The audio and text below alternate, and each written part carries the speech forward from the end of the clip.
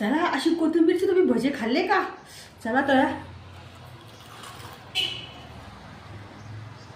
एकच नंबर. आता बेसन पीठ छान चाळून घेतलेलं आहे आणि त्याच्यात थोडीशी आपल्याला पिठी टाकायची आहे तांदळाची पिठी टाकून सोडा अजिबात टाकायचं नाही. हिंग, हळद, लाल तिखट आणि चवीनुसार मीठ पण टाकायचं आहे. ओवा टाकायचा आहे. आता छान मस्तपैकी पातळ असं फेटून घ्यायचं आहे छानपैकी. आणि तेल गरम करायला ठेवलेलं आहे. मीठ टाकलं चवीनुसार. आता त्याच्यामध्ये आता आपल्याला कोथिंबीर एकदम स्वच्छ धुवून निथळायला ठेवलेली होती सगळं आणि तेल टाकलं कडकडीत त्याच्यामध्ये. आता चला तर आता मस्तपैकी आपण ती तळून घेऊया. कडकडीत तेल झालेलं आहे. हे पहा अशी देठाला धरून मस्त इकडून तिकडून अशी चांगली छान हलवायची. मस्तपैकी कुरकुरीत होईल अशी. आणि